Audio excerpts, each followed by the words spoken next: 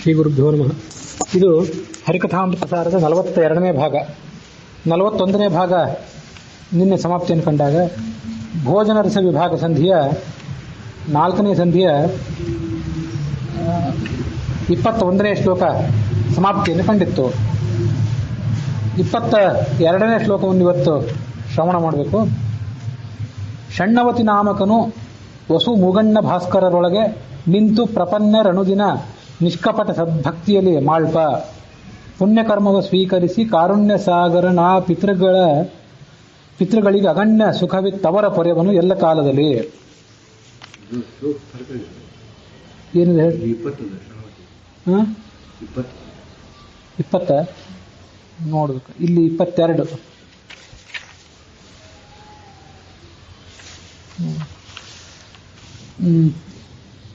ಪೊರೆವನು ಎಲ್ಲ ಕಾಲದಲ್ಲಿ. ಷಣ್ಣವತಿ ಅಂದ್ರೆ 96. ಷಣ್ಣವತಿ ಅಂತ ಕರೆಸ್ಕೋತಾನೆ ಭಗವಂತ. 96 ರೂಪಗಳುಳ್ಳವನಾದ್ರಿಂದ ಆತ ಷಣ್ಣವತಿ ಅಂತ ಕರೆಸ್ಕೋತಾನೆ. ಅವನು ವಸು ಮೂಗಣ್ಣ ಭಾಸ್ಕರರೊಳಗೆ ನಿಂತು, ಅಷ್ಟವಸುಗಳಲ್ಲಿ ನಿಂತು, ರುದ್ರರಲ್ಲಿ ನಿಂತು, ಆದಿತ್ಯರಲ್ಲಿ ನಿಂತು ನೆಲೆಸಿ, ತನ್ನ ಭಕ್ತರು ಪ್ರತಿದಿನ ತನಗೇನು ಪುಣ್ಯಕರ್ಮಗಳನ್ನು ಸಮರ್ಪಣೆ ಮಾಡ್ತಾರೆ, ನಿಷ್ಕಪಟವಾದಂಥ ಭಕ್ತಿಯಿಂದ ಏನು ಮಾಡ್ತಾರೆ ಅದನ್ನು ಆತ ಸ್ವೀಕಾರ ಮಾಡ್ತಾನೆ. ಅವನು ಪಿತೃಗಳಿಗೆ ಅಗಣಿತವಾದಂತಹ ಸುಖವನ್ನು ಕೊಡ್ತಾನೆ. ಅವರನ್ನ ಎಲ್ಲ ಕಾಲದಲ್ಲೂ ಕೂಡ ಅವರನ್ನ ಕಾಪಾಡ್ತಾನೆ.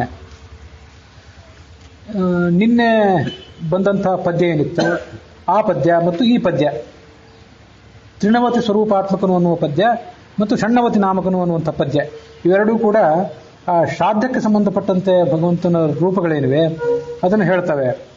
ನಿನ್ನೆ ಬಂದಿತ್ತು ತ್ರಿಣವತಿ ಸ್ವರೂಪಾತ್ಮಕನು, 93 ರೂಪವುಳ್ಳವನು ಭಗವಂತ. 93 ರೂಪಗಳನ್ನ ಅನಿರುದ್ಧ ರೂಪಿಯಾದಂತಹ ಭಗವಂತ ತಾಳಿ ಆತ ಯಜಮಾನನಲ್ಲಿದ್ದು ಶ್ರಾದ್ದ ಮಾಡ್ತಾನಲ್ಲ ಯಜಮಾನ, ಅವನಲ್ಲಿದ್ದು ಶ್ರಾದ್ದ ಕಾರ್ಯವನ್ನು ನಡೆಸಿಕೊಡ್ತಾನೆ ಅಂತ ಬಂದಿತ್ತು. ಅದೇ 93 ರೂಪ ಹೇಗೆ ಅಂತಂದ್ರೆ, ಅಷ್ಟ ವಸುಗಳು 8 ಜನ ವಸುಗಳಿದ್ದಾರೆ, ಆಮೇಲೆ ಏಕಾದಶ ರುದ್ರರಿದ್ದಾರೆ, ದ್ವಾದಶಾದಿತ್ಯರಿದ್ದಾರೆ, ಅವರೆಲ್ಲ ಸೇರಿ 33 ಜನರಾದರು. ಆ 33ರಲ್ಲಿ ಆತ ಸಾತ್ವಿಕ, ರಾಜಸ, ತಾಮಸ ಅನ್ನುವಂಥ ರೂಪದಿಂದ ಇದ್ದಾನೆ ಅಂತ ಒಂದು ವ್ಯಾಖ್ಯಾನ. ಸಂಕರ್ಷಣ, ಪ್ರದ್ಯುಮ್ನ, ಅನಿರುದ್ಧ, ವಾಸುದೇವ ಸಂಕರ್ಷಣ ಪ್ರದ್ಯುಮ್ನ ಅನ್ನುವಂಥ 3 ರೂಪಗಳಿಂದ ಇದ್ದಾನೆ ಅಂತ ಅನ್ನೋದು ಮತ್ತೊಂದು ವ್ಯಾಖ್ಯಾನ. ಹೀಗೆಲ್ಲ ವ್ಯಾಖ್ಯಾನಗಳನ್ನು ನೋಡಿದ್ವಿ. ಆ 33 ರೂಪಗಳೇ 3ರಿಂದ ಗುಣಾಕಾರವನ್ನು ಹೊಂದಿ 93 ರೂಪಗಳಾಗ್ತವೆ ಅಂತ ಹಿಂದೆ ಬಂದಿತ್ತು. ಇಲ್ಲಿ 96 ಭಗವಂತನ ರೂಪಗಳನ್ನ ಮತ್ತೊಂದು ಕಡೆ ಹೇಳ್ತಾರೆ. 96 ಯಾಕೆ ಅಂತಂದ್ರೆ, ಈ 96 ಹಿನ್ನೆಲೆ ಅಂತ ತಿಳ್ಕೊಂಡ್ಬಿಟ್ರೆ ಅದಕ್ಕೆ ಉತ್ತರ ಸಿಕ್ಕಿಬಿಡ್ತದೆ ನಮಗೆ. 96 ಶ್ರಾದ್ದಗಳನ್ನು ವರ್ಷದಲ್ಲಿ ಮನುಷ್ಯ ಮಾಡಬೇಕು. ಶ್ರಾದ್ದ ಅಂತಂದ್ರೆ ಪಿಂಡ ಪ್ರದಾನನೇ ಮಾಡಬೇಕಾಗಿಲ್ಲ, 96 ತಿಲತರ್ಪಣಗಳನ್ನು ಮಾಡಬೇಕು. ಅಧಿಕಾರಸ್ಥ ಮನುಷ್ಯ, ಯಾರಿಗೆ ತಂದೆಯನ್ನು ಕಳ್ಕೊಂಡು ಅಧಿಕಾರ ಸಂಪಾದನೆ ಮಾಡಿರ್ತಾನಲ್ಲ ಆ ಮನುಷ್ಯ ವರ್ಷದಲ್ಲಿ 96 ದಿನ ತಿಲತರ್ಪಣ ಮಾಡಬೇಕು. ತಿಲತರ್ಪಣ ಮಾಡೋದು ಅಂತಂದ್ರೆ ಅದಕ್ಕೆಲ್ಲ ಸಾಕಷ್ಟು ನಿಯಮಗಳಿವೆ. 96 ಅನ್ನೋದನ್ನು ಗಮನಿಸಿದ್ರೆ ಸರಾಸರಿ 4 ದಿವಸಕ್ಕೆ ಒಂದು ತಿಲತರ್ಪಣ ಬಂತು. 365 ದಿವಸದಲ್ಲಿ ಸರಾಸರಿ 4 ದಿವಸಕ್ಕೆ ಒಂದು ತಿಲತರ್ಪಣ. ಅವತ್ತು ರಾತ್ರಿ ಭೋಜನ ಪರಿತ್ಯಾಗ ಮಾಡಬೇಕು, ಒಂದೇ ಹೊತ್ತು ಭೋಜನ ಮಾಡಬೇಕು, ರಾತ್ರಿ ಹೊತ್ತು ಫಲಾರ ಮಾಡಬಹುದು, ಮತ್ತು ಉಳಿದಂತಹ ನಿಯಮಗಳನ್ನು ಕೂಡ ಕೆಲವು ಪಾಲನೆ ಮಾಡಬೇಕು. ಅಮಾವಾಸ್ಯೆಗೆ ಸಂಬಂಧಪಟ್ಟ ನಿಯಮಗಳೇನಿರ್ತಾವಲ್ಲ ಅಂತಹ ನಿಯಮಗಳನ್ನೆಲ್ಲ ಅದಕ್ಕೆ ಪಾಲನೆ ಮಾಡಬೇಕು. ಆದ್ರೆ ನಮಗೆ ಈಗೇನಾಗಿದೆ ಅಂತಂದ್ರೆ 96 ಮಾಡ್ಲಿಕ್ಕೆ ಸಾಧ್ಯ ಇಲ್ಲ ಅನ್ನೋ ಪರಿಸ್ಥಿತಿ ಬಂದು ಅಮಾವಾಸ್ಯೆ ಒಂದು ದಿವಸ ಮಾಡ್ತೀವಿ. ಆಮೇಲೆ ಮಹಾಲಯ ಪಕ್ಷದಲ್ಲಿ, ಭಾದ್ರಪದ ಕೃಷ್ಣ ಪಕ್ಷದಲ್ಲಿ ಒಂದು 15 ದಿವಸ ಮಾಡ್ತೇವೆ. ಇನ್ನು ಮಕರ ಸಂಕ್ರಮಣ, ತುಲಾ ಸಂಕ್ರಮಣ ಜನವರಿ ತಿಂಗಳಲ್ಲಿ ಒಂದು ಬಾರಿ, ಜುಲೈ ತಿಂಗಳಲ್ಲಿ ಒಂದು ಬಾರಿ.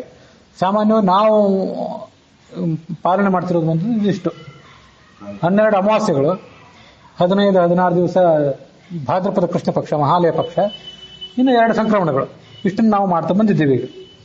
ಈಗ ವಾಸ್ತವಿಕವಾಗಿ 96 ದಿವಸ ಮನುಷ್ಯ ತಿಲತರ್ಪಣವನ್ನು ಕೊಡಬೇಕು. ಎಳ್ಳಿನ ತರ್ಪಣವನ್ನು ಪಿತೃಗಳಿಗೆ ಕೊಟ್ಟು ಅದಕ್ಕೆ ಸಂಬಂಧಪಟ್ಟಂತ ನಿಯಮಗಳನ್ನು ಪಾಲನೆ ಮಾಡಬೇಕು. ಅದು ಯಾವುದು ಅಂತಂದ್ರೆ 12 ಅಮಾವಾಸ್ಯೆಗಳು, 12 ತಿಂಗಳುಗಳಾದ್ರಿಂದ ಒಂದೊಂದು ತಿಂಗಳಲ್ಲಿ ಒಂದೊಂದು ಅಮಾವಾಸ್ಯೆ. ಆಮೇಲೆ 12 ವೈಧೃತಿ ಯೋಗಗಳು, ವೈಧೃತಿ ಅಂತ ಯಾವಾಗಿರ್ತದೆ ಅದನ್ನು ಗಮನಿಸಬೇಕು. 14 ಮನ್ವಾದಿಗಳು, 14 ಮನ್ವಂತರಗಳಿವೆ. ಆ ಮನ್ವಂತರಗಳು ಪ್ರಾರಂಭ ಆದಂತಹ ದಿವಸಗಳು ಅದನ್ನೆಲ್ಲ ಪಂಚಾಂಗದಲ್ಲಿ ಕೊಟ್ಟಿರ್ತಾರೆ. ಆ 14 ಮನ್ವಾದಿಗಳನ್ನು ಪಾಲನೆ ಮಾಡಬೇಕು. 12 ವ್ಯತಿಪಾತಗಳನ್ನು ಅದು ಒಂದು ಯೋಗವೇ, ಅದನ್ನು ಪಾಲನೆ ಮಾಡಬೇಕು. 4 ಯುಗಾದಿಗಳನ್ನ, ಕೃತಯುಗಾದಿ, ತ್ರೇತಾಯುಗಾದಿ ಅಂತೆಲ್ಲ ಕೊಟ್ಟಿರ್ತಾರೆ. ಈ ಅಕ್ಷಯ ತೃತೀಯ ಇದೆಲ್ಲ ಅದು ತ್ರೇತಾಯುಗಾದಿ ಅಂತ ಕೊಟ್ಟಿರ್ತಾರೆ ಅಂತ ನೆನಪು. ಇಂಥ 4 ಯುಗಾದಿಗಳನ್ನ ಪಾಲನೆ ಮಾಡಬೇಕು. 15 ಮಹಾಲಯಗಳು, ಮಹಾಲಯ ಪಕ್ಷದ 15 ದಿವಸಗಳನ್ನ. 12 ಸಂಕ್ರಮಣ, ನಾವು ತುಲಾ ಸಂಕ್ರಮಣ ಮತ್ತೆ ಮಕರ ಸಂಕ್ರಮಣ ಅಷ್ಟೇ ಪಾಲನೆ ಮಾಡೋದು ಅಭ್ಯಾಸ ಇಟ್ಕೊಂಡಿದ್ದೇವೆ. ಆದರೆ 12 ಸಂಕ್ರಮಣ ಕೂಡ ಸೂರ್ಯ ಪ್ರತಿ ತಿಂಗಳಿಗೆ ರಾಶಿಯನ್ನು ಬದಲಾಯಿಸಿದಾಗಲೂ ಕೂಡ ಈ ನಿಯಮಗಳನ್ನು ಪಾಲನೆ ಮಾಡಬೇಕು. ಮತ್ತೆ 15 ಅಷ್ಟಕ ಶ್ರಾದ್ದಗಳು ಅಂತ ಹೇಳ್ತಾರೆ. ಅಷ್ಟಕ ಶ್ರಾದ್ದಗಳು ಅಂದ್ರೆ ಏನು ಅಂದ್ರೆ, ಹಿಂದೊಂದು ಬಾರಿ ಹರಿವಂಶದಲ್ಲಿ ಹೇಳಿದ್ದೆ, ಮತ್ತೊಂದ್ಸರಿ ನೆನಪು ಮಾಡ್ಕೊಳ್ಬೇಕು. ಇಲ್ಲಿ ಹೇಳುವಾಗ ಸ್ವಲ್ಪ ಏನಾದರೂ ವ್ಯತ್ಯಾಸ ಆಗಬಹುದು. ಆವಾಗ ನೋಡಿದ ಪುಸ್ತಕ, ಸಂಗ್ರಹ ಮಾಡಿದ ಮೂಲ ಅದು ಇದಕ್ಕಿಂತ ಸ್ವಲ್ಪ ವ್ಯತ್ಯಾಸ ಆಗಿದ್ರೆ ಇಲ್ಲಿ ಹೇಳೋ ವರ್ಣನೆಗೂ ಅಲ್ಲಿ ಹೇಳೋ ವರ್ಣನೆಗೂ ಸ್ವಲ್ಪ ಏನಾದರೂ ವ್ಯತ್ಯಾಸ ಕಂಡು ಬರಬಹುದು. ಆದರೂ ಈ ಸದ್ಯ ಇಲ್ಲಿ ಏನಿದೆ, ನನ್ನ ಕಣ್ಣೆದುರಿಗೆ ಏನಿದೆ ಅಂತ ಹೇಳ್ತೇನೆ ಅಷ್ಟೇ. ಭಾದ್ರಪದ ಕೃಷ್ಣ ಪಕ್ಷದ ಸಪ್ತಮಿ, ಅಷ್ಟಮಿ, ನವಮಿ ಇವು 3 ಅದು. ಇನ್ನು ಮಾರ್ಗಶೀರ್ಷ ಮಾಸದ ಕೃಷ್ಣ ಪಕ್ಷದ ಸಪ್ತಮಿ, ಅಷ್ಟಮಿ ಹಾಗೂ ನವಮಿ ಇವು 3 ಆದವು. ಪುಷ್ಯ ಕೃಷ್ಣ ಪಕ್ಷದ ಸಪ್ತಮಿ, ಅಷ್ಟಮಿ, ನವಮಿ ಇವು 3 ಆದವು. ಮಾಘ ಕೃಷ್ಣ ಪಕ್ಷದ ಸಪ್ತಮಿ, ಅಷ್ಟಮಿ, ನವಮಿ. ಫಾಲ್ಗುಣ ಮಾಸದ ಕೃಷ್ಣ ಪಕ್ಷದ ಸಪ್ತಮಿ, ಅಷ್ಟಮಿ, ನವಮಿ ಹೀಗೆ 3. ಹೀಗೆ ಈ 15 ಅಷ್ಟಕ ಶ್ರಾದ್ದಗಳು ಅಂತ ಕರೀತಾರೆ ಅದನ್ನು. 5 ಮಾಸದ್ದು ಪ್ರತಿ ಮಾಸದಲ್ಲಿ 3 ಅಂತೆ ಒಟ್ಟು 15 ಮಾಸಗಳಾದವು. ಅಲ್ಲಿ ಶಶಾದ ಅನ್ನುವ ಚಕ್ರವರ್ತಿ ಅಷ್ಟಕ ಶ್ರಾದ್ದಕ್ಕಾಗಿ ತನ್ನ ತಂದೆ ತನ್ನನ್ನು ಕಳಿಸಿದಾಗ, ಮನೆಯಲ್ಲಿ ಅಷ್ಟಕ ಶ್ರಾದ್ದ ಮಾಡಬೇಕಾಗಿದೆ, ಆಹಾರ ಪದಾರ್ಥ ತಗೊಂಡು ಬಾ ಅಂತ ಅಪ್ಪ ಮಗನನ್ನು ಕಳಿಸಿದ್ದ. ಆ ಮಗ ಏನೋ ಮಾಡಿ ಆ ಪದಾರ್ಥವನ್ನು ತಾನೇ ತಿಂದುಬಿಟ್ಟ ಅಂತ ಅಲ್ಲೆಲ್ಲೋ ಒಂದು ಕಥೆ ಬಂದದ್ದು ನೆನಪು. ಅಲ್ಲೊಂದು ಕಡೆ ಅಷ್ಟಕ ಶ್ರಾದ್ದ ಅಂತ ಬಂದಿತ್ತು. ಅವೇ ಇವು. ಹೀಗೆ ಒಟ್ಟು 96 ಆಗ್ತಾವಂತೆ. 96 ತಿಲತರ್ಪಣೆಗಳನ್ನು ಮನುಷ್ಯ ಮಾಡಬೇಕು.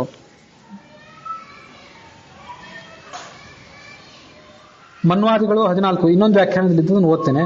ಮನ್ವಾದಿಗಳು 14, ಮಹಾಲಯಗಳು 16 ಅಂತಿದೆ. ಕೃತ, ತ್ರೇತ, ದ್ವಾಪರ, ಕಲಿಯುಗಾದಿಗಳು ಅಂತ 4, ಸೂರ್ಯ ಸಂಕ್ರಮಣಗಳು 12 ದರ್ಶಗಳು. ದರ್ಶ ಅಂದ್ರೆ ಅಮಾವಾಸ್ಯೆ. ಪಂಚಾಂಗದಲ್ಲಿ ದರ್ಶ ಅಂತ ಬೇರೆ, ಅಮಾವಾಸ್ಯೆ ಅಂತ ಬೇರೆ ಕೊಟ್ಟಿರ್ತಾರೆ. ಅಮಾವಾಸ್ಯೆ ತಿಥಿ ಇದ್ದ ದಿವಸನೇ ಕೆಲವು ಸರಿ ತಿಲತರ್ಪಣ ಮಾಡ್ತೀವಿ ಅಂತಿಲ್ಲ. ದರ್ಶ ಅಂತ ಯಾವಾಗ ಕೊಟ್ಟಿರ್ತಾರೆ ಅವಾಗ ತಿಲತರ್ಪಣ ಮಾಡ್ತೇವೆ. ತಿಲತರ್ಪಣ ಮಾಡುವವರು ಅದನ್ನ ದರ್ಶವನ್ನು ಗಮನಿಸಿ ಮಾಡಬೇಕು. ಅದಕ್ಕಾಗಿ 12 ದರ್ಶ ಅಂತ ಹೇಳ್ತಾರೆ ಇಲ್ಲಿ. 12 ಅಮಾವಾಸ್ಯೆ ಅಂತ ಹೇಳಲಿಲ್ಲ ಅದನ್ನು. 13 ವ್ಯತಿಪಾತ, 13 ವೈಧೃತಿ. ಇಲ್ಲಿ 12 ವ್ಯತಿಪಾತ, 12 ವೈಧೃತಿ ಅಂತ ಹೀಗೆಲ್ಲ ಹೇಳಿದ್ದೇವೆ. ಅವು ಇವೆಲ್ಲ ನನ್ನ ಅಧ್ಯಯನಕ್ಕೆ ಸಿಲುಕುವಂಥ ವಿಷಯ ಅಲ್ಲ. ಜ್ಯೋತಿಷಿಗಳಾದವರು, ಬಹಳ ತಜ್ಞರಾದವರು ಹೇಳಬೇಕು. ನನ್ನ ಎದುರಿಗೆ ಏನಿದೆ ಅಂತ ನಾನು ಇದನ್ನು ಹೇಳ್ತೇನೆ ಅಷ್ಟೇ. 13 ವ್ಯತಿಪಾತ, 13 ವೈಧೃತಿಗಳು ಅಂತಿದೆ. ಮುಂದೆ 12 ತಿಸ್ರಾಷ್ಟಕ ಶ್ರಾದ್ದಗಳು ಅಂತಿವೆ. ಇಲ್ಲಿ 15 ಶ್ರಾದ್ದಗಳು ಅಂತ ಈಗ ನಾನು ಇನ್ನೊಂದು ವ್ಯಾಖ್ಯಾನದಲ್ಲಿದ್ದನ್ನು ಹೇಳಿದೆ. 12 ತಿಸ್ರಾಷ್ಟಕ ಶ್ರಾದ್ದಗಳು. ತಿಸ್ರಾಷ್ಟಕ ಅಂತಂದ್ರೆ 3 ಅಂತ. ಈಗ ತಿಸ್ರ ಅಂದ್ರೆ 3 ಅಂತ ಅರ್ಥ. ಹೀಗೆ 96 ತಿಲತರ್ಪಣೆಗಳನ್ನು ಅಂತ ಹೇಳ್ತಾರೆ. ಈ 96 ಶ್ರಾದ್ದಗಳನ್ನು ತಪ್ಪದೇ ಮಾಡಬೇಕು. ಕೆಲವರು ಮಾಡ್ತಾರಂತೆ ಜೀವಮಾನದಲ್ಲಿ ಒಂದ್ಸರಿ ಆದರೂ, ಒಂದು ವರ್ಷ ನಮ್ಮ ಅಪ್ಪನ ಶ್ರಾದ್ದವನ್ನ ಬಲೆ ತಿಲತರ್ಪಣದ ಮೂಲಕ ಅಲ್ಲ, ಪಿಂಡ ಪ್ರದಾನ ಮೂಲಕನೇ ಮಾಡಿಬಿಡ್ಬೇಕು ಒಂದು ವರ್ಷದಲ್ಲಿ ಅಂತ ಹಾಗೆ ಮಾಡೋರು ಕೆಲವರು ಇದ್ದಾರೆ. ಷಣ್ಣವತಿ ಶ್ರಾದ್ದಗಳನ್ನು ಕೂಡ ತಪ್ಪದೇ ಮಾಡಬೇಕು. ಕೆಲವರಿಗೆಲ್ಲ ಸಂಶಯ, ಇವೆಲ್ಲ ಕಡ್ಡಾಯನೋ ಹೇಗೆ ಅಂತೇಳಿ. ಕಡ್ಡಾಯ ಏನಲ್ಲ, ಮಾಡಿದ್ರೆ ಮಾಡಬೇಕು ಅಂತ ಕೆಲವರು ಹೇಳೋರು ಇದ್ದಾರೆ. ಮಾಡಿದ್ರೆ ಮಾಡಬಹುದು, ಹಾಗಲ್ಲ, ಇವೆಲ್ಲ ಕಡ್ಡಾಯನೇ. ನಾವು ಮಾಡ್ತಿಲ್ಲ ಅಂತ ಮಾತ್ರ ಕೇಳಿದ್ರು, ಮಾಡಬೇಕಾಗಿಲ್ಲ ಅಂತ ನಾವು ಹೇಳ್ಬಾರ್ದು. ಇದು ನಮ್ಮ ಅಶಕ್ತಿ, ನಾವು ಮಾಡಲಿಲ್ಲ ಅಂತ ಹೇಳ್ಬೇಕಷ್ಟೆ. ಇವಿಷ್ಟು ಕಡ್ಡಾಯ ಶ್ರಾದ್ದಗಳು. ಇವು ಅಲ್ಲದೇನೆ ಕೆಲವು ಶ್ರಾದ್ದಗಳನ್ನು ಮಾಡೋದಿದೆ, ಅದೆಲ್ಲ ಮಹಾಭಾರತದಲ್ಲಿ ಮುಂದೊಂದ್ಸರಿ ಹೇಳ್ತೀನಿ. ಈಗೇನು ಅಸ್ಪಷ್ಟವಾಗಿ ನೆನಪಿದೆ ಅಷ್ಟು ಹೇಳ್ತೇನೆ. ದೊಡ್ಡ ಪ್ರಮಾಣದ ಸಂಪತ್ತು ಪ್ರಾಪ್ತ ಆಯಿತು ಏನೋ ಕಾರಣಕ್ಕಾಗಿ. ಸಂಪತ್ತು ಪ್ರಾಪ್ತ ಆದ ಕೂಡಲೇ ಅದನ್ನ ತಂದೆ ತಾಯಿಗಳ ಅನುಗ್ರಹದಿಂದ, ಹಿರಿಯರ ಅನುಗ್ರಹದಿಂದ ಈ ಸಂಪತ್ತು ಪ್ರಾಪ್ತ ಆಯಿತು ಅಂತ ಭಾವಿಸ್ಕೊಂಡು ಶ್ರಾದ್ದ ಮಾಡೋದು. ಯಾರೋ ಮಹಾತ್ಮರು ಬಂದಿದ್ದೀರಲ್ಲ, ನೀವು ಬಂದ್ರೆ ಶ್ರಾದ್ದಸ್ಯ ಬ್ರಾಹ್ಮಣ ಕಾಲ ಅಂತ ಶ್ರಾದ್ದ ಮಾಡಿಬಿಡೋದು. ಯೋಗ್ಯರು ಬಂದಿದ್ದೀರಿ ಮಾಡಿಬಿಡ್ತೇನೆ ಶ್ರಾದ್ದ ಅಂತೇಳಿ. ಇನ್ನು ಎಲ್ಲೋ ಕ್ಷೇತ್ರಗಳಿಗೆ ಹೋಗಿ ಮಾಡೋದಂತೂ ಅದು ಪ್ರತ್ಯೇಕನೇ. ಕಾಶಿ, ಹರಿದ್ವಾರ, ಬದರಿ ಇತ್ಯಾದಿಗಳಿಗೆ ಹೋಗಿ ಮಾಡೋದೇನಿದೆ ಅದಂತೂ ವಿಶಿಷ್ಟವೇ. ಈ 96 ಜನಗಳಲ್ಲಿ ಅನಿರುದ್ಧ ರೂಪಿಯಾದ ಭಗವಂತ 96 ರೂಪಗಳಿಂದ ನಿಯಾಮಕನಾಗಿದ್ದಾನೆ. ಅವೇ ರೂಪಗಳಿಂದ ವಸು, ರುದ್ರ, ಆದಿತ್ಯರಲ್ಲೂ ಕೂಡ ಇದ್ದಾನೆ. ಆದ್ರಿಂದ ಷಣ್ಣವತಿ ಶ್ರಾದ್ದದಲ್ಲಿ ವಸು, ರುದ್ರ, ಆದಿತ್ಯರಿಗೆ ತರ್ಪಣ ಕೊಡಬೇಕು. ಶ್ರಾದ್ದ ಮಾಡುವಾಗ. ಸ್ನಾನಾಂಗ ತರ್ಪಣ, ಇನ್ನು ಮರ್ತು ಬಿಟ್ಟಿದೆ ಇದನ್ನೆಲ್ಲ. ಸ್ನಾನ ಮಾಡ್ತೀವಲ್ಲ ನದಿಯಲ್ಲಿ ನಿಂತ್ಕೊಂಡು, ಅಲ್ಲಿ ತರ್ಪಣ ಕೊಡೋದಿದೆ ನಿತ್ಯ. ಇಷ್ಟೆಲ್ಲ ಆನ್ನಿಕೆ ಮಾಡ್ಲಿಕ್ಕೆ ಮನುಷ್ಯನಿಗೆ ಎಷ್ಟು ಹೊತ್ತಾಗ್ತದೋ ಅದು ವಿಷಯ ಬೇರೆ. ಅಂತೂ ಸ್ನಾನ ಮಾಡುವಾಗ ಅಲ್ಲಿ ಕೂಡ ಒಂದು ತರ್ಪಣ ಕೊಡೋದಿದೆ. ಅದು ಅಗ್ನಿ ಯಮ ಸೋಮಾದಿಗಳಿಗೆ. ಶ್ರಾದ್ದ ಮಾಡುವಾಗ ಇಲ್ಲ, ಅದು ಸಾದಾ ತರ್ಪಣ, ನೀರಿನ ತರ್ಪಣ. ಇನ್ನು ಷಣ್ಣವತಿ ಶ್ರಾದ್ದದಲ್ಲಿ ಕೊಡೋದೇನಿದೆ ವಸುರುದ್ರ ಆದಿತ್ಯರಿಗೆ. ಸ್ನಾನ ಮಾಡುವಾಗ ಅದನ್ನೆಲ್ಲ ಬಿಟ್ಬಿಟ್ಟಿರ್ತೀವಿ ಅಷ್ಟೇ. ನಮ್ಮ ಸುದೈವದಿಂದ ಏನಾದರೂ ಸ್ನಾನ ಮಾಡುವಾಗ ಒಂದು ಮಂತ್ರ ನಮ್ಮ ಬಾಯಿಗೆ ಬಂದ್ರೆ ಅದೇ ದೊಡ್ಡದು. ಈಗ ತರ್ಪಣದೆಲ್ಲ ಆ ಕಡೆ ಇರಲಿ. ಹೊರಗೆ ಮಾಡಬೇಕು, ಹೊರಗೆ ಮಾಡೋದೇ ಶ್ರೇಷ್ಠ. ಅಲ್ಲಿ ಮಾಡುವಾಗ ಇದನ್ನೆಲ್ಲ ಮಾಡಬೇಕು. ಒಂದು ವೇಳೆ ಮನೆಯೊಳಗೆ ಮಾಡುವಾಗ ಇದನ್ನೆಲ್ಲ ಮಾಡಬೇಕಾಗಿಲ್ಲ ಅಂತ ಹೀಗೆ ಎಲ್ಲ ಸ್ಮೃತಿಗಳಲ್ಲಿ ಬರುವಂತ ಮಾತವೆಲ್ಲ. 96 ರೂಪಗಳಂದ್ರೆ ಯಾವುದು? ಆಯಾ ಹೆಸರುಗಳೇನಿವೆ. ವ್ಯತಿಪಾತ ಅನ್ನೋ ಹೆಸರು, ವ್ಯತಿಪಾತ ಅನ್ನೋ ಹೆಸರು ಭಗವಂತಂದೇ ಹೆಸರು. ವೈದ್ಯತೆ ಅದು ಭಗವಂತಂದೇ ಹೆಸರು. ಮನ್ವಾದಿ ದಿನಗಳಲ್ಲಿ 14 ಮನ್ವಾದಿಗಳಿವೆಯಲ್ಲ, ಅಲ್ಲಿ ಮನ್ವಾದಿ ನಾಮಕನಂತಹ ಭಗವಂತನೇ ಇರ್ತಾನಂತ. ಹೇಗಿರ್ತಾನೆ ಅಂತಂದ್ರೆ, ಮನುಗಳಿಗೆ ಆದಿ ಜನಕ ಅವನ. ಈ ವಯೋಸುತಮನು, ತಾಪಸಮನು, ಸ್ವಯಂಭೂಮನು ಇವರಿಗೆಲ್ಲ ಮೂಲ ಜನಕ ಅವನೇ. ಅದನ್ನ ಮನ್ವಾದಿ ಅಂದ್ರೆ ಅವನೇ. ಈಗ ಅದನ್ನು ತಿಳ್ಕೋಬೇಕು. ಮಹಾಲಯಗಳಲ್ಲಿ ಭಾದ್ರಪದ ಕೃಷ್ಣ ಪಕ್ಷದಲ್ಲಿ ಆತ ಮಹಾಲಯ ಅನ್ನೋ ರೂಪದಿಂದ ಇದ್ದಾನೆ. ಹೇಗೆ ಮಹಾಲಯ ಅಂದ್ರೆ, ಕನಿಷ್ಠ ಪಕ್ಷ ಆ ಭಾದ್ರಪದ ಕೃಷ್ಣ ಪಕ್ಷದಿಂದ ನೆನಪು ಮಾಡ್ಕೊಳ್ಬೇಕು. ಪುರೋಹಿತರಾದವರು ಸಾಧ್ಯ ಅಷ್ಟು ಯಜಮಾನರಿಗೆ ನಡುವೆ ಹೇಳಬೇಕು, ಮಹಾಲಯ ಮಹಾಲಯ ಅಂತ ಭಗವಂತನ ರೂಪವನ್ನು ನೆನಪು ಮಾಡ್ಕೊಳ್ಳಿ. ಹೇಗೆಂದ್ರೆ, ದೊಡ್ಡ ಲಯ ಮಾಡ್ತಾನೆ ಈ ಜಗತ್ತಿಗೆ. ಈ ಜಗತ್ತಿಗೆ ಒಂದು ವೇಳೆ ಲಯ ಆಗದೆ ಇದ್ರೆ ಈ ಜಗತ್ತಿನ ಗಂಡಾಂತರ ಏನಾಗ್ತಿತ್ತು. ನಮ್ನೆಲ್ಲ ಒಂದಲ್ಲ ಒಂದು ಕಾಲದಲ್ಲಿ ಸಾಯಿಸ್ತಾನೆ ಮತ್ತು ಹುಟ್ಟಿಸ್ತಾನೆ. ಇದೊಂದು ಭಗವಂತನ ಕರುಣೆ, ದೊಡ್ಡ ಲಯ ಒಂದು. ಅದಕ್ಕಾಗಿ ಆತ ಮಹಾಲಯ ಭಗವಂತನ ರೂಪ. ಯುಗಾದಿಗಳಲ್ಲಿ ಯುಗಾದಿ ಅನ್ನೋ ಶಬ್ದದಿಂದಲೇ ಇದ್ದಾನೆ. ಯುಗಾದಿ ಸಂದರ್ಭದಲ್ಲಿ ಇದನ್ನ ನೆನಪು ಮಾಡ್ಕೊಳ್ಬೇಕು. ಹೇಗಿದ್ದಾನೆ ಅಂತಂದ್ರೆ, ಯುಗಗಳಿಗೆ ಆದಿ ಪ್ರವರ್ತಕ ಅವನೇ. ಯುಗಾದಿ ಕೃದ್ಯುಗಾವರ್ತು ಅಂತ ವಿಷ್ಣು ಸಹಸ್ರನಾಮ ಇದೆ. ಯುಗಾದಿ ನಾಮಕವಾದಂಥ ಭಗವಂತನ ರೂಪ.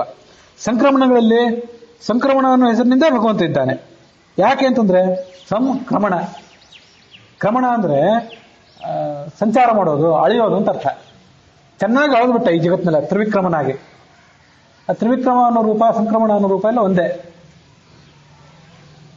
ಚೆನ್ನಾಗಿ 3 ಲೋಕವನ್ನು ತ್ರಿವಿಕ್ರಮನಾಗಿ ಅಳೆದಂಥ ಭಗವಂತ.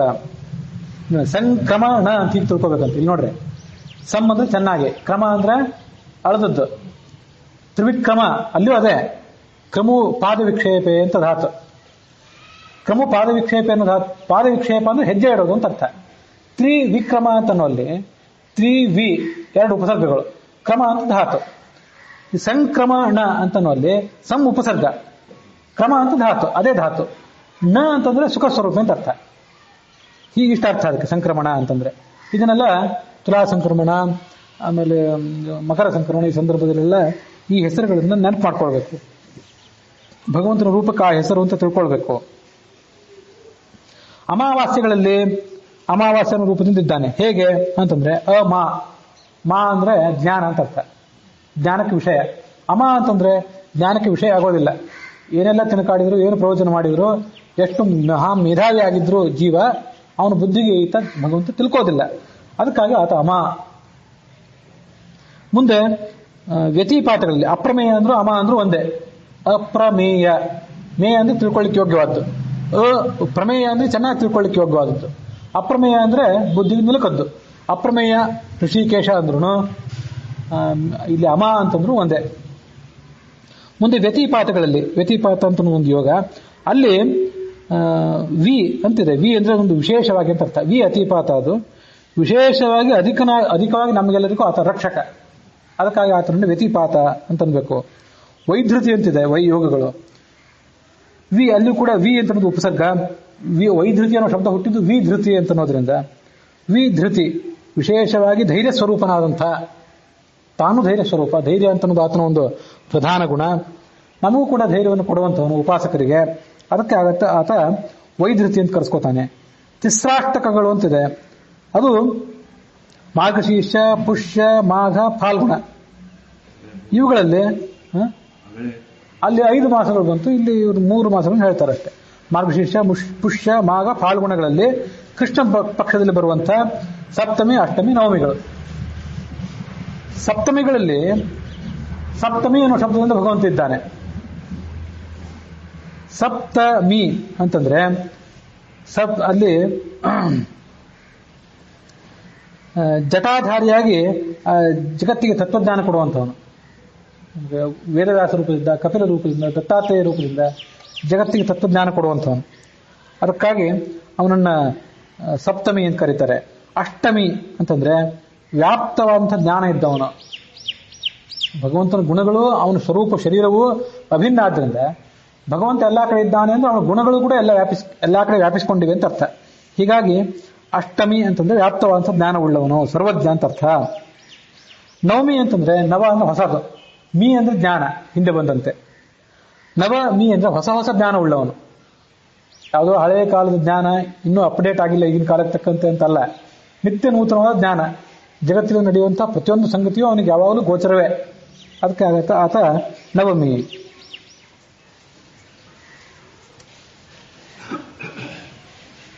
ಹೀಗೆ ಆ ಭಗವಂತನ ರೂಪಗಳು ಆಯಾ 96 ದಿನಗಳಲ್ಲಿ ಕೂಡ ಇವೆ ಅಂತ ತಿಳ್ಕೊಳ್ಬೇಕು. ಅವನು ವಸು, ಮೂಗಣ್ಣ. ವಸುಗಳು ಅಂದ್ರೆ ಅಷ್ಟವಸುಗಳು, ಮೂಗಣ್ಣ ಅಂದ್ರೆ ರುದ್ರರು, ಭಾಸ್ಕರರು ಅಂತಂದ್ರೆ ಆದಿತ್ಯರು. ಅವರೆಲ್ಲ ನಿಂತ್ಕೊಂಡು ಪ್ರಪನ್ನರನ್ನು ಅನುದಿನ ನಿಷ್ಕಪಟ ಸದ್ಭಕ್ತಿಯಲ್ಲಿ ಮಾಡ್ಬ. ತನ್ನ ಭಕ್ತರು ಪ್ರತಿನಿತ್ಯ ಏನು ತನ್ನ ಸೇವೆ ಮಾಡ್ತಾರೆ ಅದನ್ನು ಆತ ಸ್ವೀಕಾರ ಮಾಡ್ತಾನೆ. ಸ್ವೀಕರಿಸಿ ಕಾರುಣ್ಯ ಸಾಗರನು ಆ ಪಿತೃಗಳಿಗೆ ಅಗಣ್ಯ ಸುಖವಿತ್ತು. ಪಿತೃದೇವತೆಗಳಿಗೆ ಅಗಣ್ಯ ಸುಖ ಕೊಡ್ತಾನಂತೆ. ಸುಖ ಕೊಟ್ಟು ಅವರನ್ನು ಆತ ಪರೀತಾನೆ. ಯಾವ ಪಿತೃಗಳಿಗೆ ಕೊಡ್ತಾನೆ ಅದು ಒಂದು ತಿಳ್ಕೋಬೇಕು ನಾವು. ಇಲ್ಲಿ ನೋಡಿ,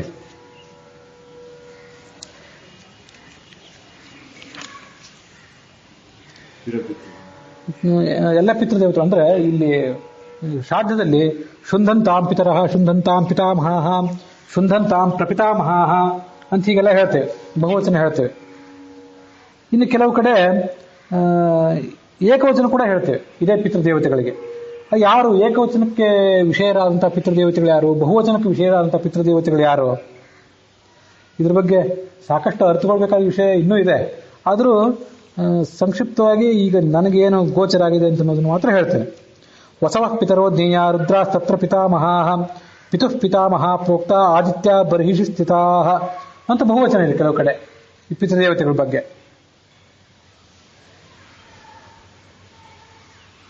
ಕೆಲವು ಕಡೆ ವಸು ರುದ್ರಸ್ತಥಾದಿತ್ಯ ಪಿತ್ರಾದಿತ್ರಿತಯೇ ಕ್ರಮಾತ್ ಮಾತಾಮಹಾದಿ ಮಾತ್ರಾದಿ ತ್ರಯೇ ಚ ಸ್ಮೃತಿಮರ್ಹತಿ. ವಸುಹು ರುದ್ರ ಆದಿತ್ಯ ಅಂತ ಏಕವಚನದಲ್ಲಿದೆ. ಈ ಪಿತೃದೇವತೆಗಳನ್ನು ಕೆಲವು ಕಡೆ ಏಕವಚನದಿಂದ, ಪಿತೃಗಳನ್ನು ಕೆಲವು ಕಡೆ ಏಕವಚನದಿಂದ, ಕೆಲವು ಕಡೆ ಬಹುವಚನದಿಂದ ಕರೆದಿದ್ದೆಲ್ಲ ಇದೆ. ಶ್ರಾದ್ದದಲ್ಲಂತೂ ನೇರವಾಗಿ ಅದೇ ಪಿತೃಗಳಲ್ಲಿ ತಂದೆಯಲ್ಲಿ ವಸು ರೂಪ, ಅಜ್ಜನಲ್ಲಿ ಸಂಕರ್ಷಣ ರೂಪ, ಮುತ್ತಜ್ಜನಲ್ಲಿ ಆದಿತ್ಯ ರೂಪ ಅಂತ ಹೇಳ್ತೀವಿ. ಹಾಗೆ ತಾಯಿಯ ತಂದೆಯಲ್ಲಿ ವಸು ರೂಪ, ತಾಯಿಯ ಅಜ್ಜನಲ್ಲಿ ಸಂಕರ್ಷಣ ರೂಪ ಅಂತ ಅದನ್ನು ಹೇಳ್ತಾರೆ. ವಸುಹು ರುದ್ರ ತಥಾ ಆದಿತ್ಯ ಪಿತ್ರಾದಿತ್ರಯೇ, ಪಿತೃ ಪಿತಾಮಹ ಪ್ರಪಿತಾಮಹ, ಮಾತಾಮಹಾದಿ ಮಾತ್ರಾದಿತ್ರಯೇ ಚ, ಮಾತಾಮಹ ಮಾತುಃ ಪಿತಾಮಹ ಮಾತುಃ ಪ್ರಪಿತಾಮಹ. ಆಮೇಲೆ ತಾಯಿ ಇಲ್ಲದೆ ಇದ್ದವರಾದ್ರೆ ತಾಯಿ ಮತ್ತು ಅವಳ ತಾಯಿ, ಹೀಗೆಲ್ಲ ಅದೊಂದು ರೀತಿ. ಅಲ್ಲಿ ಅವರನ್ನು ನೆನಪು ಮಾಡ್ಕೊಳ್ಬೇಕು. ಹೀಗೆ ಬಹುವಚನ ಹೇಳ್ತೇವಲ್ಲ ಕೆಲವು ಕಡೆ. ಬಹುವಚನ ಹೇಳೋದು ಯಾತಕ್ಕಾಗಿ ಹೇಳ್ತೇವೆ? ಶುಂಧಂತಾಂ ಪಿತರಃ, ಶುಂಧಂತಾಂ ಪಿತಾಮಹಃ, ಶುಂಧಂತಾಂ ಪ್ರಪಿತಾಮಹಃ ಅಂತ ಬಹುವಚನ ಹೇಳ್ತೇವೆ. ಇದನ್ನೆಲ್ಲ ಯಾರನ್ನು ಉದ್ದೇಶಿಸಿಕೊಂಡು ಹೇಳ್ತೇವೆ? ಶ್ರಾದ್ದ ಮಾಡುವಾಗ ಸ್ವಲ್ಪ ಇದನ್ನು ನೆನಪಿಟ್ಕೊಳ್ಬೇಕು. ಹೇಗೆಂತಂದ್ರೆ, ತೀರ್ಕೊಂಡ ಪಿತೃ ನಮಗೇನು ತಂದೆ ಇರ್ತಾನೆ, ಅವ್ರು ಒಬ್ಬನೇ, ಅವರ ಅಪ್ಪನೂ ಒಬ್ಬನೇ, ಅವರ ಅಪ್ಪನೂ ಒಬ್ಬನೇ. ಆದರೆ ನಮ್ಮ ಪಿತೃವನ್ನು ಅವನ ಅನುವರ್ತಿಗಳನ್ನು ತೊಗೊಂಡ್ಬಿಡ್ಬೇಕಂತ. ಅವನವನ ಹಿಂಬಾಲಕರು, ಅವ್ರ ಪರಿವಾರ ಅಂತ ಒಂದಿರ್ತದಲ್ಲ, ಅವ್ರನ್ನೆಲ್ಲವನ್ನು ಸೇರಿಸಿ ಶುಂಧಂತಾಂ ಪಿತರಃ ಅಂದ್ರೆ ನಿಮಗೆ 30 ಜನ 20 ಜನ ತಂದೆಯಿಂದ ಇದ್ದಾರೆ ಅಂತ ಅರ್ಥ ಅಲ್ಲ, ಅಥವಾ ಒಬ್ಬಿಬ್ರು 2-3 ಜನ ತಂದೆಯಿಂದ ಇದ್ದಾರೆ ಅಂತ ಅರ್ಥ ಅಲ್ಲ. ಇರೋ ತಂದೆ ಒಬ್ಬನೇ, ಅವನ ಪರಿವಾರ. ಅದಕ್ಕಾಗಿ ಆ ಪರಿವಾರ ಸಮೇತನಾದ ನನ್ನ ತಂದೆಗೆ, ಪರಿವಾರ ಸಮೇತನಾದ ಅಜ್ಜನಿಗೆ, ಪರಿವಾರ ಸಮೇತನಾದ ಮುತ್ತಜ್ಜನಿಗೆ ಅಂತ ತಿಳ್ಕೊಳ್ಬೇಕಂತ. ಪಿಂಡ ಪ್ರದಾನ ಮಾಡೋ ಸಂಪ್ರದಾಯ. ತಸ್ಮೈ ತೇ ಸುಧಾ ನಮಸ್ತೇಭ್ಯಶ್ಚ ಅಂತ ಹೀಗೆಲ್ಲ ಬಹುವಚನ ಹೇಳ್ತೇವೆ. ಇದು ಯಾರಿಗೆ ಅಂತ ಗೊತ್ತಿರೋದು ಆ ಕಡೆ ಇರಲಿ. ಶುಂಧಂತಾಂ ಪಿತರಃ ಅಂದ್ರೆ ಇದು ಬಹುವಚನ ಅಂತ ಗೊತ್ತಿರೋದಿಲ್ಲ ಎಲ್ಲರಿಗೂ. ಬಹುವಚನ ಅಂತ ಗೊತ್ತಾದ್ಮೇಲೆ ಇದು ಯಾರಿಗೆ ಅಂತ ಗೊತ್ತಾಗೋದು ಎರಡನೇದ್ದು. ಮೊದಲನೇದಾದ ಬಹುವಚನ ಅಂತ ಗೊತ್ತಾಗಬೇಕಲ್ಲ. ಬಹುವಚನ ಅಂತ ಗೊತ್ತಾಗಲೇ ಮುಂದಿನ ಪ್ರಶ್ನೆ. ಅದಕ್ಕಾಗಿ ಒಬ್ಬ ಪಿತೃವಿನ ಜೊತೆಗೆ ಏಕಪಿಂಡ ಭಾಗಿಗಳಾದಂತಹ ಅವನ ಅನುವರ್ತಿಗಳನ್ನು ಸೇರಿಸಿಕೊಂಡು ಬಹುವಚನದಿಂದ ಕರಿಬೇಕು. ಇದು ರೂಢಿ. ಈ ತಂದೆಯಲ್ಲಿ ವಸು ಅಂತಿದ್ದಾನಲ್ಲ, ತಂದೆಗೆ ವಸು, ಅಜ್ಜನಿಗೆ ಸಂಕರ್ಷಣ, ಅಲ್ಲ ಸ್ವಲ್ಪ ರುದ್ರಗಳು, ಆಮೇಲೆ ಮುತ್ತಜ್ಜನಿಗೆ ಆದಿತ್ಯ. ಇಲ್ಲಿ ತಂದೆಯಲ್ಲಿ ವಸು ಅಂತಿರ್ತಾನೆ. ಮತ್ತೆ ಆ ತಂದೆ ಅನುವರ್ತಿಗಳಾದಂಥ ಉಳಿದವರು ಇರ್ತಾರಲ್ಲ, ಆ ವಸು ದೇವತೆಯೇ ಸಾಂಶ ದೇವತೆ ಆದ್ರಿಂದ ಅವರೆಲ್ಲರಲ್ಲೂ ಕೂಡ ಇರ್ತಾನೆ ಒಂದೊಂದು ಅಂಶದಿಂದ. ದೇವತೆಗಳು ಸಾಂಶ ದೇವತೆಗಳು, ನಿರಂಶ ದೇವತೆಗಳು ಅಥವಾ ಜೀವಿಗಳು. ಸಾಂಶ ದೇವತೆಗಳು, ನಿರಂಶ ಜೀವಿಗಳು ಅಂತೆಲ್ಲ ಇರ್ತಾರೆ. ಸಾಂಶ ಜೀವಿಗಳು ಅಂದ್ರೆ ಇವರೆಲ್ಲ ಸಾಂಶ ಜೀವಿಗಳು. ನೀವು ಎಲ್ಲಿ ಬೃಂದಾವನ ಮಾಡಿದ್ರು ಅಲ್ಲೊಂದು ಅಂಶದಿಂದ ಅವ್ರು ಬಂದು ಕುತ್ಕೋತಾರೆ. ಅಲ್ಲಿ ಉಪಾಸನೆ ಮಾಡಿದವರು ಎಲ್ಲರಿಗೂ ಫಲ ಕೊಡ್ತಾರೆ. ಉಳಿದವರೆಲ್ಲ ಸಾಮಾನ್ಯರು, ಇವರೆಲ್ಲ ನಾವೆಲ್ಲ ನಿರಂಶರು. ಇವತ್ತು ಇಲ್ಲಿದ್ದೇವೆ, ಇಲ್ಲೇ ಇದ್ದೇವೆ, ಅಲ್ಲೆಲ್ಲ ಹೋಗ್ಲಿಕ್ಕೆ ಬರೋದಿಲ್ಲ ನಮಗೆ. ಕೆಲವರು ಸಾಂಶರು ಅಂತಿರ್ತಾರೆ. ಅವ್ರು ಯಾರು ಕೆಲವರು ಇತ್ತೀಚಿನ ಕಾಲದಲ್ಲಿಯೂ ಕೂಡ ಈಗ ಇಲ್ಲಿ ನೋಡಿದ್ರು ಅಲ್ಲಿ ಹೆಂಗೆ ಹೋಗಿ ಇದಕ್ಕಿದ್ದಂತೆ ಅಂತ ಅನಿಸ್ತದೆ. ಅಷ್ಟಂತ ಶಕ್ತಿನೇ ಇರ್ತದೆ ಅವರಿಗೆ. ಒಂದೇ ಅಂಶದಿಂದ ಅನೇಕ ಕಡೆ ಹೋಗೋ ಶಕ್ತಿ ಇರ್ತದೆ. ಅಂಥವ್ರನ್ನೆಲ್ಲ ಸಾಂಶ ದೇವತೆಗಳು ಅಂತೇವೆ. ವಸು ದೇವತೆ ಇದ್ದಾರಲ್ಲ ಅವರೆಲ್ಲ ಒಬ್ಬನೇ ವಸು ಅನೇಕ ಪಿತೃನಲ್ಲಿ ಅವನ ಅನುವರ್ತಿಗಳಲ್ಲಿ ಬೇರೆ ಬೇರೆ ಅಂಶದಿಂದ ಇರ್ತಾರೆ. ಹಾಗಾಗಿ ತಂದೆಯನ್ನ, ಅವನ ಅನುವರ್ತಿಗಳನ್ನ, ತಂದೆಯಲ್ಲಿ ಮತ್ತು ಅವನ ಅನುವರ್ತಿಗಳಲ್ಲಿರುವಂತಹ ಆ ವಸುವಿನ ಅಂಶಗಳನ್ನೆಲ್ಲ ಆ ಸಂದರ್ಭದಲ್ಲಿ ನೆನೆಸಿಕೊಂಡು ನಮಸ್ಕಾರ ಮಾಡಬೇಕು. ಅಂಶಗಳು ಬಹುವಾದ್ರಿಂದ ಬಹುವಚನ ಅಂತ ಹೀಗೆಲ್ಲ ಹೇಳ್ತಾರೆ. ಇಷ್ಟೆಲ್ಲ ಹೇಳಿದ್ರೂ ಕೂಡ ಮುಗಿದೇ ಇರೋ ಅಂಶ ಇದೆ. ಇನ್ನೂ ಇದ್ರ ಬಗ್ಗೆ ನಾವು ತಿಳ್ಕೊಂಡು ಅಧ್ಯಯನ ಮಾಡಿ ತಿಳ್ಕೊಳ್ಬೇಕಾದಂಥ ಅಂಶ ಇದೆ. ಆಗಚ್ಚಂತು ಮಹಾಭಾಗಾ ವಿಶ್ವೇ ದೇವಾ ಮಹಾಬಲಾಹ ಅಂತ ಹೇಳ್ತೀವಿ ಶ್ರಾದ್ದದಲ್ಲಿ. ಇಬ್ರು ವಿಶ್ವೇ ದೇವತೆಗಳನ್ನು ಬಹುವಚನದಿಂದ ಕರೆಯೋದು ಯಾಕೆ ಅಂತಂದ್ರೆ ಗೌರವಕ್ಕಾಗಿ. ಅವ್ರು ಇರೋದಿಬ್ರೇ, ಆದರೂ ಅವರನ್ನು ಗೌರವದ ಕಾರಣದಿಂದ ಇಬ್ರು ಅಂತ ಕರಿತೀವಿ ಅವರನ್ನ. ಹಾಗಾಗಿ ಇಲ್ಲಿಯೂ ಕೂಡ ಒಬ್ಬನೇ ವಸುವನ್ನ ಬಹುವಚನದಿಂದ ಕರೆಯೋದು ಗೌರವಾರ್ಥ, ಏನು ತಪ್ಪಿಲ್ಲ. ಆದ್ರಿಂದ ಪಿತ್ರಾದ್ಯಂತರ್ಗತರಾದಂತಹ ವಸು, ರುದ್ರ, ಆದಿತ್ಯರು ಮೂವರೇ. ಅವರಲ್ಲಿ 96 ದಿನಗಳಿಗೆ ನಿಯಾಮಕನಾದಂಥ 96 ರೂಪಗಳಿಂದ ಕೂಡಿದಂಥ ಅನಿರುದ್ಧನಿದ್ದಾನೆ ಅಂತ ತಿಳ್ಕೊಳ್ಬೇಕು. ಈಗ ನಾವು ಈ ಶ್ರಾದ್ದ ಇತ್ಯಾದಿಗಳನ್ನ ಏನು ಮಾಡ್ತೇವಲ್ಲ, ಅವ್ರು ಹೇಗೆ ಸ್ವೀಕಾರ ಮಾಡ್ತಾರೆ? ನಮ್ಮ ತಂದೆ, ಅಜ್ಜ, ಮುತ್ತಜ್ಜ ಅಂತ ಸಂಶಯ. ಅವ್ರು ಇಲ್ಲೇ ಬರ್ತಾರೋ ಹೇಗೆ ಶ್ರಾದ್ದ ಮಾಡುವಾಗ? ಬರ್ತಾರೆ ಅಂತ ಕೂಡ ಕೆಲವರು ತಿಳ್ಕೊತಾರೆ. ಇವತ್ತಿಗೂ ವಿದ್ವಾಂಸರ ಮಟ್ಟದಲ್ಲಿ ಸ್ವಲ್ಪ ಇದ್ರ ಬಗ್ಗೆ ಭಿನ್ನಾಭಿಪ್ರಾಯನೇ ಇದೆ. ನಾವು ಶ್ರಾದ್ದ ಮಾಡುವಾಗ ಆ ಎಲ್ಲೋ ಜೀವರು ಇರ್ತಾರೆ. ಅವರು ಕೆಲವು ಸತ್ತು ಬೇರೆ ಕಡೆ ಹೋಗಿ ಹುಟ್ಟಿರ್ತಾರೆ, ಇನ್ನು ಕೆಲವರು ಇನ್ನೂ ಸ್ವರ್ಗದಲ್ಲೋ ನರಕದಲ್ಲೋ ಇರ್ತಾರೆ. ಅವ್ರು ಇಲ್ಲಿ ಬರ್ತಾರೆ ಹೇಗೆ ಅಂತ ಒಂದು ಪ್ರಶ್ನೆ. ಅವ್ರಿಗೆ ಬರೋ ಶಕ್ತಿ ಇಲ್ಲ. ಆದ್ರೆ ಭಗವಂತ ಅವರನ್ನ ಒಂದೊಂದು ಅಂಶದಲ್ಲಿ ಎಳ್ಕೊಂಡು ಬರ್ತಾನೆ. ಭಗವಂತನ ಶಕ್ತಿಯಿಂದ ಸಾಧ್ಯ ಆಗ್ತದೆ. ನಮಗೆ ಬೇಕಾದಾಗ ಅದೆಲ್ಲ ಸಾಧ್ಯ ಆಗೋದಿಲ್ಲ. ಉಳಿದ ದೇವತೆಗಳಿಗೆಲ್ಲ ಭಗವಂತನ ಅನುಗ್ರಹದಿಂದ ಸಾಧ್ಯ ಆಗ್ತದೆ. ಅವ್ರಿಗೆ ಯಾವಾಗ ಬೇಕೋ ಆವಾಗ ಅದೆಲ್ಲ. ಆದ್ರೆ ಈ ಪಿತೃಗಳಿಗೆ, ಪಿತಾಮಹರಿಗೆ ಇದೆಲ್ಲ ತಮಗೆ ಬೇಕಾದಾಗ ಸಾಧ್ಯ ಆಗೋದಿಲ್ಲ. ಆದ್ರೆ ಶ್ರಾದ್ದದ ಸಂದರ್ಭದಲ್ಲಿ ಮಾತ್ರ ಕೆಲವು ಸರಿ ಅವರಿಗೆ ಅದು ಭಗವಂತನ ಅನುಗ್ರಹದಿಂದ ಅಲ್ಲಿ ಕರ್ಕೊಂಡು ಹೋಗಿ ಭಗವಂತ ಅವರಿಗೆ ಆ ಶ್ರಾದ್ದದ ಭಾಗವನ್ನು ಕೊಡಿಸ್ತಾನೆ ಅಂತ ಕೆಲವರು ಅನಿಸಿಕೆ. ಇನ್ನು ಕೆಲವರ ಪ್ರಕಾರ ಅವರೇ ಇಲ್ಲೇನು ಬರೋದಿಲ್ಲ, ಅವ್ರೆಲ್ಲಿರ್ತಾರೋ ಅಲ್ಲೇ ಇರ್ತಾರೆ. ನೀವು ವಸುಗಳಿಗೆ, ರುದ್ರರಿಗೆ, ಆದಿತ್ಯರಿಗೆ, ತದಂತರ್ಗತ ಭಾರತೀಯ ಮುಖ್ಯ ಪ್ರಾಣಾಂತರ್ಗತ ಶ್ರಾದ್ದ ಸ್ವಾಮಿ ಜನಾರ್ದನನಿಗೆ, ಜನಾರ್ದನ ಅಂತ ಕರಿತಾನ ಅವನು, ಶ್ರಾದ್ದದ ರಕ್ಷಕನಾದಂಥ ಭಗವಂತನನ್ನ ಅವನಿಗೆ ನೀವು ಅರ್ಪಣೆ ಮಾಡಿದಾಗ ಅವನು ತನ್ನ ಶಕ್ತಿಯಿಂದ ಅವ್ರಿಗೆ ಎಲ್ಲೆಲ್ಲಿ ತಲುಪಿಸ್ಬೇಕು ಅಲ್ಲಿ ತಲುಪಿಸ್ತಾನೆ. ಅವ್ರಿಗೇನು ಇಲ್ಲಿ ಬರ್ಲಿಕ್ಕೆ ಆಗೋದಿಲ್ಲ.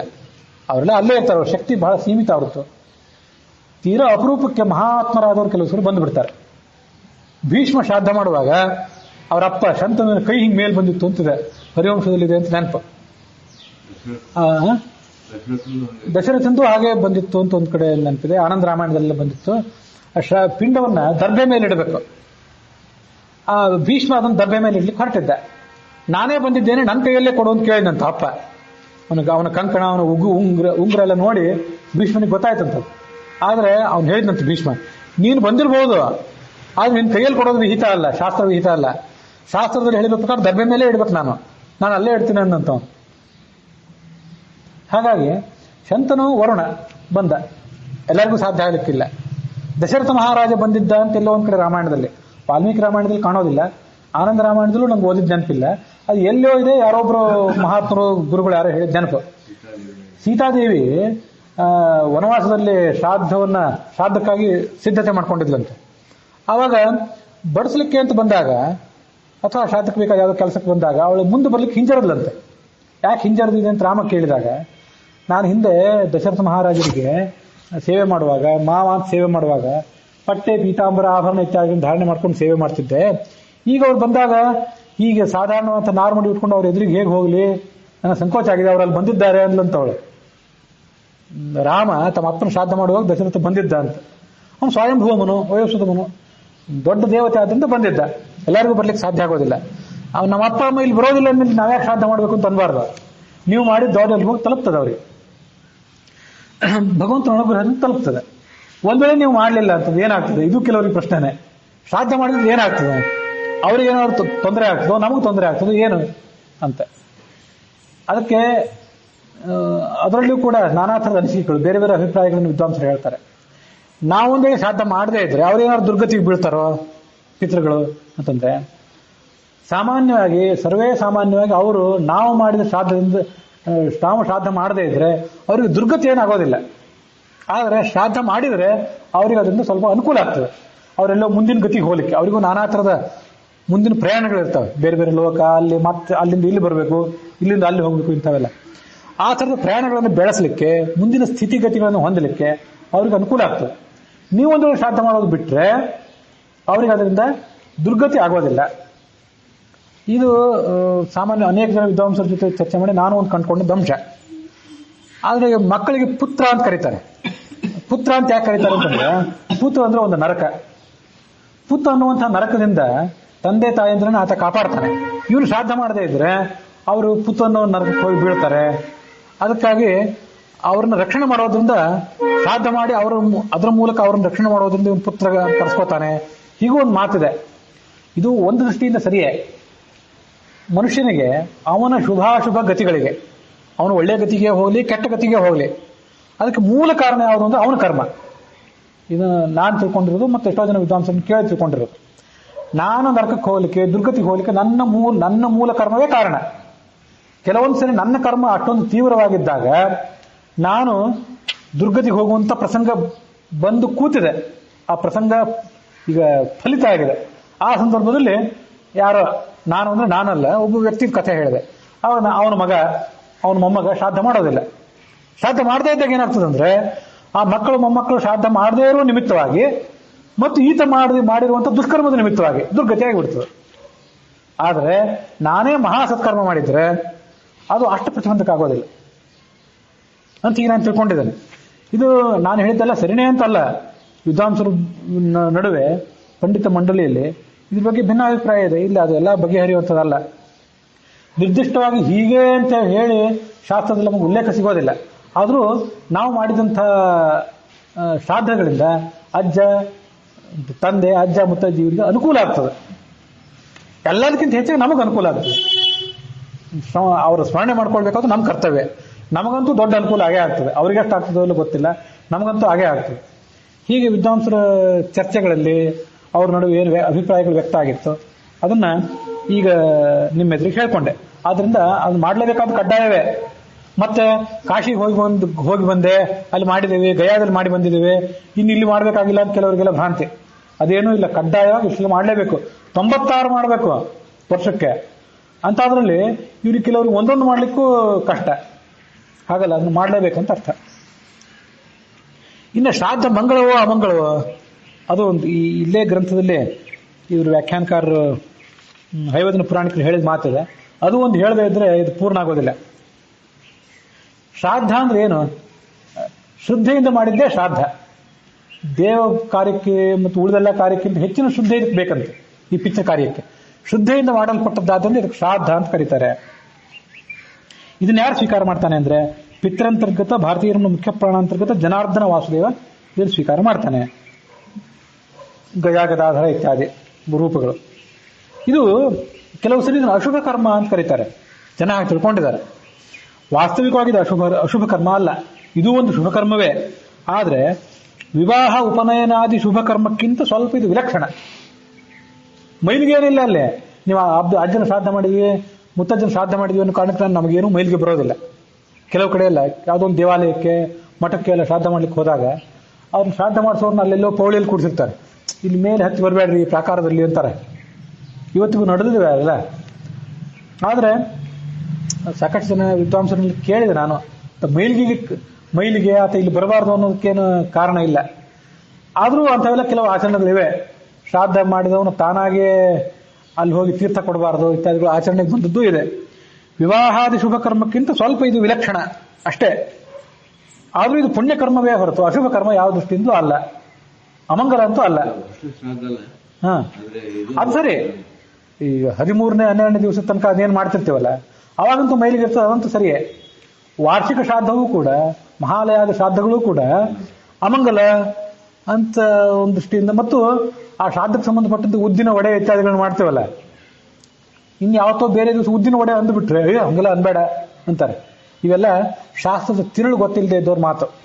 ನೀವು ಯಾವತ್ತೋ ಒಂದು ದಿವಸ ಉದ್ದಿನ ಒಡೆ ಅಂದುಬಿಟ್ರೆ, ಇನ್ನೊಂದು ರವೆ ಉಂಡಿ ಅಂದುಬಿಟ್ರೆ, ಅದರ ಶ್ರಾದ್ದ ದಿವಸ ಮಾತ್ರ ಮಾಡಬೇಕಾದ್ರು ಇವತ್ತಿನ ದಿವಸ ಅದು ನೆನಪು ಮಾಡ್ಕೋಬೇಡ್ರಿ ಅಂದ್ರೆ, ಅದು ಶ್ರಾದ್ದಕ್ಕಾಗಲಿ ಶ್ರಾದ್ದದ ದೇವತೆಗಳಾದಂಥ ಪಿತೃದೇವತೆಗಳಿಗೆ, ತದಂತರ್ಯಾಮಿ ಮುಖ್ಯ ಪ್ರಾಣನಿಗೆ ಮತ್ತು ಭಗವಂತನಿಗೆ, ಅವ್ರು ಯಾರಿಗೂ ಇಂಥ ವಿಷಯಗಳು ಸಮ್ಮತ ಅಲ್ಲ, ಅದು ಯಾವುದೂ ಅಮಂಗಲ ಅಲ್ಲ ಅಂತ ಅದನ್ನ ತಿಳ್ಕೊಳ್ಬೇಕು. ನಾವು ನೀಡುವಂತಹ ಪಿಂಡ ತರ್ಪಣಗಳು ಈ ಪಿತೃಗಳಿಗೆ ಹೇಗೆ ಸಿಗ್ತವೆ? ಅವೇನೇನು ಸಾಂಶರಲ್ಲ, ಸರ್ವಜ್ಞರಲ್ಲ. ಎಷ್ಟೋ ಬಾರಿ ನಾವು ಮಾಡ್ತಿರೋ ಶ್ರಾದ್ದ ಅವ್ರಿಗೆ ಗೊತ್ತಾಗೋದು ಇಲ್ಲ. ನಮ್ಮ ಮೊಮ್ಮಗ ಮರಿಮಗ ಎಲ್ಲಿ ಶ್ರಾದ್ದ ಮಾಡ್ತಿದ್ದಾನೆ ಅಂತ ಯಾರಿಗೆ ಗೊತ್ತಾಗ್ತದೆ? ಗೊತ್ತಾಗೋದಿಲ್ಲ. ಒಂದು ವೇಳೆ ಸಾಂಶರಾಗಿದ್ರೆ ಬಂದು ಸ್ವೀಕಾರ ಮಾಡ್ತಿದ್ರು. ನಿರಂಶ ಜೀವರು ಅಜ್ಞರಾಗಿರ್ತಾರೆ, ಅವರು ಯಾವುದೋ ಕರ್ಮಾನುಸಾರ ಮತ್ತೆಲ್ಲೇ ಇರ್ತಾರೆ. ಆದರೂ ಅವರ ಅಂತರ್ಗತರಾದಂತಹ ವಸುರುದ್ರಾದಿಗಳು ಅಂಶದಿಂದ ಪಿಂಡದಲ್ಲಿ ಸನ್ನಿಹಿತರಾಗಿ ಆ ಪಿತೃಗಳಿಗೆ ಸುಖ ಕೊಡ್ತಾರೆ. ಸುಖ ಆಗ್ತದೆ ನಮ್ಮ ಪಿತೃಗಳಿಗೆ ಅಂತ ತಿಳ್ಕೋಬೇಕು. ನಾವು ಮಾಡೋದ್ರಿಂದ ಅವ್ರಿಗೆ ಅನುಕೂಲ ಆಗ್ತದೆ. ಎಲ್ಲಕ್ಕಿಂತ ಹೆಚ್ಚಾಗಿ ನಮ್ಮ ಕರ್ತವ್ಯ ಅದನ್ನು ತಿಳ್ಕೊಂಡು ಮಾಡಬೇಕು. ಈ ಸಾಮರ್ಥ್ಯ ಅವ್ರಿಗೆ ಎಲ್ಲಿಂದ ಬಂತು ಈ ಪಿತೃದೇವತೆಗಳಿಗೆ ಅಂದ್ರೆ, ಅವರಲ್ಲಿ ಅಂತರ್ಯಾಮಿ ಆದಂತಹ ಅನಿರುದ್ಧನ ರೂಪದಿಂದ ಬಂದಿದೆ. ಅನಿರುದ್ಧನೇ ಆ ಮೂಲಕ ಪಿತೃಗಳಿಗೆ ಅಪರಿಮಿತ ಸುಖ ಕೊಡ್ತಾನೆ. ಅಲ್ಲಿ ಪದ ಏನಿದೆ ಅಂದ್ರೆ, ಕಾರುಣ್ಯ ಸಾಗರನ ಆ ಪಿತೃಗಳಿಗೆ ಅಗಣ್ಯ ಸುಖವಿತ್ತು. ಆ ಪಿತೃಗಳಿಗೆ ಅಂತಿದೆ. ಪಿತೃಗಳು ಅಂದ್ರೆ ಇಲ್ಲಿ ನಮ್ಮ ತಂದೆ ತಾಯಿಗಳು ಅಥವಾ ಆ ದೇವತೆಗಳು ಅಂತ ಯಾವುದೂ ದಾಸ ನಿರ್ದಿಷ್ಟವಾಗಿ ಹೇಳಲಿಲ್ಲ. ಇವರಿಗೂ ಸುಖ ಕೊಡ್ತಾನೆ, ಅವರಿಗೂ ಸುಖ ಕೊಡ್ತಾನೆ. ಭಗವಂತನ ಅನುಗ್ರಹದಿಂದ ಇದೆಲ್ಲ ಸಾಧ್ಯ ಆಗ್ತದೆ ಅಂತ ತಿಳ್ಕೊಳ್ಬೇಕು. ಹಾಗಾಗಿ ನಾವಿಲ್ಲಿ ಪಿಂಡ ಪ್ರದಾನ ಮಾಡಿಬಿಟ್ರೆ ಅಲ್ಲಿದ್ದವ್ರಿಗೆ ಹೇಗೆ ತೃಪ್ತಿ ಆಗ್ತದೆ? ಇಲ್ಲಿದ್ದವ್ರಿಗೆ ಒಂದು ಕೊಡ ನೀರು ಸುರಿದ್ರೆ, ನಮ್ಮ ಬಂಧುಗಳೆಲ್ಲ ಊರಿಗೆ ಹೋಗಿದ್ದಾರೆ ಮರಳುಗಾಡಿಗೆ, ಅವ್ರಿಗೆ ನೀರು ಸಿಕ್ಕಿಲ್ಲ, ಇಲ್ಲೊಂದು ಕೊಡ ನೀರು ಸುರಿದ್ರೆ ಅವ್ರಿಗೆ ತೃಪ್ತಿ ಆಗ್ತದೆ ಅನ್ನುವಂಥ ಕುಹಕದ ಪ್ರಶ್ನೆಗಳು. ಅದಕ್ಕೆ ಅರ್ಥ ಇಲ್ಲ. ಮಾಡ್ಬೇಕಾದ್ರೆ ನಮ್ಮ ಕರ್ತವ್ಯ ನಾವು ಮಾಡಿದ್ರಿಂದ ಅವರಿಗೆ ಅವರ ಮುಂದಿನ ಸ್ಥಿತಿಗತಿಗಳಿಗೆ ಅನುಕೂಲ ಆಗ್ತದೆ ಅಂತ ಇದನ್ನು ತಿಳ್ಕೊಳ್ಬೇಕು. ಅವರನ್ನು ಪೊರೆವನು, ಅವರ ಪೊರೆವನು ಅಂದ್ರೆ ಯಾರನ್ನ? ಬರೀ ಪಿತೃದೇವತೆಗಳನ್ನು ಪೊರಿತಾನೆ ಅಂತಲ್ಲ, ಎಲ್ಲರನ್ನೂ ಪೊರಿತಾನೆ. ನಮ್ಮ ಅಪ್ಪ ಅಜ್ಜ ಮುತ್ತಜ್ಜಂದ್ರನ್ನೂ ಪೊರಿತಾನೆ, ಅವರೊಳಗಿರುವಂತಹ ವಸುರುದ್ರಾದಿತ್ಯರನ್ನು ಪೊರಿತಾನೆ, ಭಾರತೀಯ ರಮಣ ಮುಖ್ಯ ಪ್ರಾಣನನ್ನು ಪೊರಿತಾನೆ, ಲಕ್ಷ್ಮೀದೇವಿಯನ್ನು ಪೊರಿತಾನೆ, ಶ್ರಾದ್ದಕರ್ತನನ್ನು ಪೊರಿತಾನೆ. ಶ್ರಾದ್ದಕರ್ತರಿಗೆ ಯಾವುದೇ ವಿಘ್ನಗಳು ಬರದೇ ಇರಲಿ ಅಂತ ಆತ ನೋಡ್ಕೋತಾನೆ, ನರಕದಲ್ಲಿ ಬೀಳದೇ ಇರುವಂತೆ ನೋಡ್ಕೋತಾನೆ. ಶ್ರಾದ್ದ ಮಾಡದೇ ಇದ್ರೆ ಅವನು ಪಿತೃದೇವತೆಗಳು ಸಮೇತನಾಗಿ ನರಕಕ್ಕೆ ಬೀಳ್ತಾನೆ ಅಂತ ಕೂಡ ಇದೆ.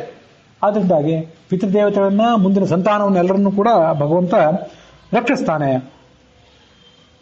ಅವರ ಅನುಗ್ರಹದಿಂದಲೇ ಶ್ರಾದ್ದಕರ್ತನಿಗೆ ಸತ್ಪುತ್ರ ಸಂತತಿ ಎಲ್ಲ ಆಗಬೇಕು. ಅದಕ್ಕಾಗಿ ಶ್ರಾದ್ದ ಆದ ಬಳಿಕ ವಸಿಷ್ಠ ಗೋತ್ರ ಅಭಿವೃದ್ಧಿರಸ್ತು, ವಿಶ್ವಾಮಿತ್ರ ಗೋತ್ರ ಅಭಿವೃದ್ಧಿರಸ್ತು ಅಂತ ಆ ಬಂದಂಥವರು ಜ್ಞಾನಿಗಳು ಆಶೀರ್ವಾದ ಮಾಡ್ತಾರೆ. ಅದೆಲ್ಲ ಮುಂದೆ ಉತ್ತರೋತ್ತರವಾಗಿ ಸಂತಾನಾದಿಗಳು ಪ್ರಾಪ್ತ ಆಗಲಿ ಅಂತ ಕೇಳ್ಕೊಳ್ಳೋದು ಉದ್ದೇಶ. ಹೀಗೆ ಬದುಕಿರುವಾಗಲೂ ನಮಗೆ ಸುಖ ಮತ್ತು ಮುಂದೂ ಕೂಡ ಸುಖ, ಸತ್ತ ಮೇಲೂ ಕೂಡ ಸುಖ. ಇದೊಂದು ವಿಶಿಷ್ಟವಾದಂಥ ವ್ಯವಸ್ಥೆ ಅದು ಶ್ರಾದ್ದ ಅಂತಂದ್ರೆ. ಮುಂದೆ ಅದು ಮತ್ತೊಂದು ಕಡೆ ಬರೋದಿದೆ. ಅದಕ್ಕೆ ಪೂರ್ವಭಾವಿಯಾಗಿ ಇಲ್ಲಿ ಏನು ಬಂತು ಅಂತ ಅನ್ನೋದನ್ನ ಈ ಹರಿಕಥಾಮೃತ ಸಾರದ ಭೋಜನ ರಸ ವಿಭಾಗ ಸಂಧಿ ಅನ್ಸ್ಕೊಂಡಿರುವಂಥ 4ನೇ ಸಂಧಿ ಏನಿದೆ ಅದರ 22ನೆಯ ಶ್ಲೋಕದಲ್ಲಿ ಇವತ್ತು ಹೇಳಿದ್ದಾನೆ. ಅದರೊಂದಿಗೆ ಇವತ್ತಿನ ಶ್ರವಣ ಸಮಾಪ್ತಿಯನ್ನು ಕಂಡಿದೆ.